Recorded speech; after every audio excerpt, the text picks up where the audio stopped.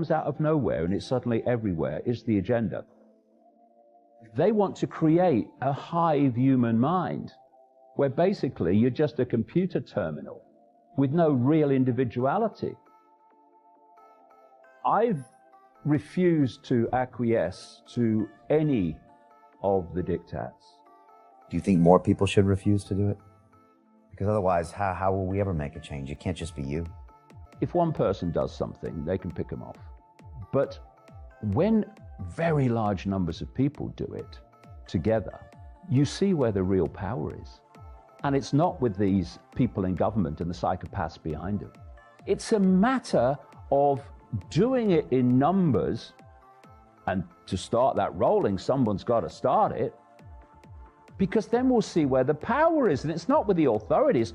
People are frightened of authority. They're frightened of challenging authority and not obeying authority, because that's what we're programmed purposely to do.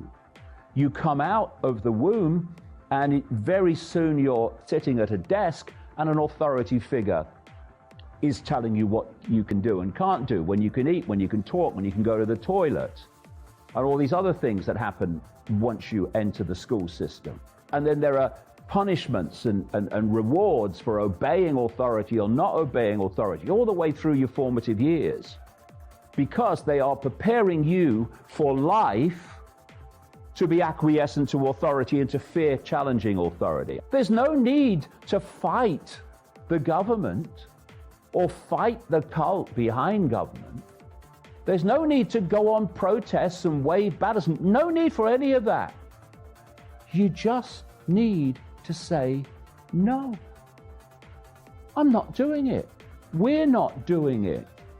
And then you'll see where the real power is, because you'll realize that enforcing it without our acquiescence is impossible. Now is the time to say no. And that's all it takes. No.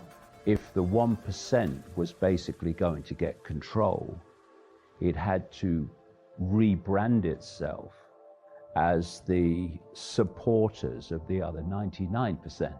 And you do that via the left, not the right, from the perception of the population. And so now you've got the left standing for everything the old left didn't.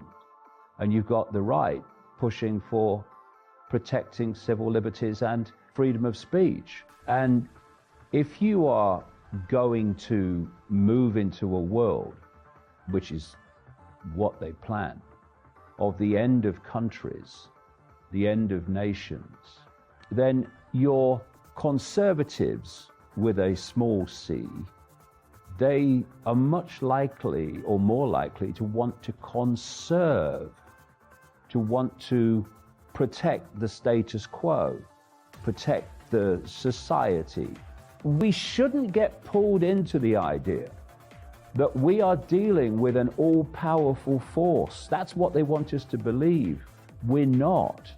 We're dealing with the equivalent of frightened little boys and girls in short trousers who know that they can only survive and they can only continue to advance their agenda, indeed survive any agenda, if they keep the population in ignorance that there is an agenda and that there is a force behind the direction of human society, and B, they keep the target population in a sense of powerlessness and in a sense of little me, what can I do? And they have to hold those two things, because if they don't, the game's over. Like I say, the game's over if enough people just say, no, we're not doing it. No, we're not doing it. It's over. That's how tenuous this cult is in its holding on to power. And it knows it.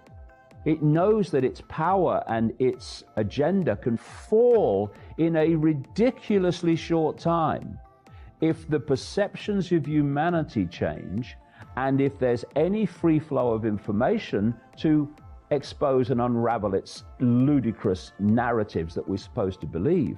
And this is a very dangerous time for this cult. Although it seems to hold the aces, likes to think it does, it's a very dangerous time, because there is the mentality, which can be incredibly powerful, and world-changing of nothing left to lose. When you think you've got something to lose, you can acquiesce in the hope that you won't lose it. And while you feel you've got something to lose, you will acquiesce or are likely to acquiesce in the hope of protecting it. And what they're doing is they're systematically confusing young people and children about their gender, who weren't confused before and wouldn't have been confused unless this manipulation to confusion had been implemented. And the process is to confuse gender on the road to fusing gender to the no gender human. Why acquiescence is so important. How can a few people in this cult dictate to the lives of billions like this? Think of a pyramid. The top of the pyramid, you've got the cult. Tiny few people in relation to the population. And this pyramid, which is human society, is hierarchical. So the cult at the top of the pyramid imposes its agenda on the next level, which acquiesces to that imposition, and it itself then imposes on the next level. Now, as you come down this pyramid, you're very few steps down before you reach the point where the hierarchy doesn't even know there's a cult. Only these higher in around the spider, as I call it, levels know that there's a cult, unless you work your ass off for 30 years to uncover it. And so you then hit a level where they're not aware of where this is coming from, but the same sequence continues. So this level will impose on this level, which acquiesces to the level above and imposes on the level below. And this goes down the pyramid, imposition, acquiescence, imposition, acquiescence, imposition, acquiescence, until at the bottom of the pyramid, symbolically, you meet the mass of human society, the population. Now, if we acquiesce to the level of the pyramid that's imposing on us, then we complete a circuit. We complete a circuit between the population and the tiny few in the cult, which has allowed the agenda of the cult to impose its will on the entire population. If we will break that circuit by not acquiescing to that level seeking to impose upon us, we break the circuit. And no longer are the cult at the top of the pyramid imposing their will on the population, because we have broken the connection. And we've broken it simply by ceasing to acquiesce to the level of imposition imposing on us. You know there's nothing to fear, because whatever happens, whatever experiences we're having, we are always an expression, a point of attention within all that is, has been, and ever can be. And however bad the experience we're currently having, that is what we always are. All that is, has been, and ever can be. And so this does not fear. This will always do what it knows to be right, and therefore does not consider consequences for doing what it knows to be right, because it would never consider doing anything but what it knows to be right. Thus, consequences. This says, I'd like to do this, but what are the consequences? And you'll always find a list of consequences why you wouldn't do it. This says, I do what I know to be right. Consequences, therefore, are not even a conversation. What we need to do is to put down the fault lines. They're ludicrous fault lines, for goodness sake. It's only a brief experience. What you are is consciousness.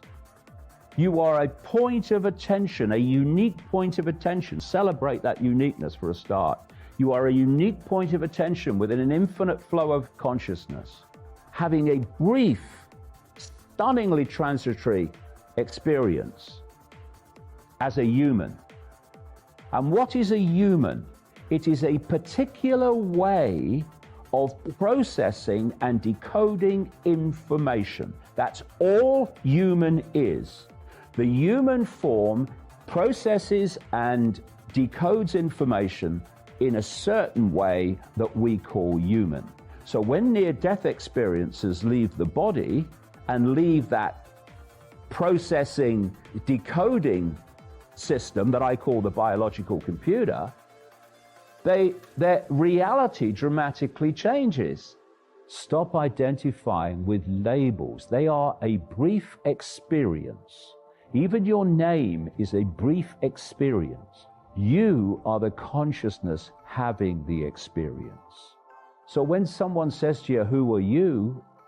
You are all that is, has been, and ever can be, having an experience. If you meet someone and people say, who are you? They'll give you their name, they'll give you their job, they might give you their family background, their family history, where they went to school.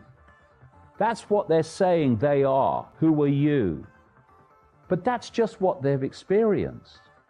Who am I? All that is, has been, and ever can be, having an experience called David Icke. Very brief, very interesting. The point of attention that I am is an expression of the same consciousness that the point of attention that you are is. And the same with all of us.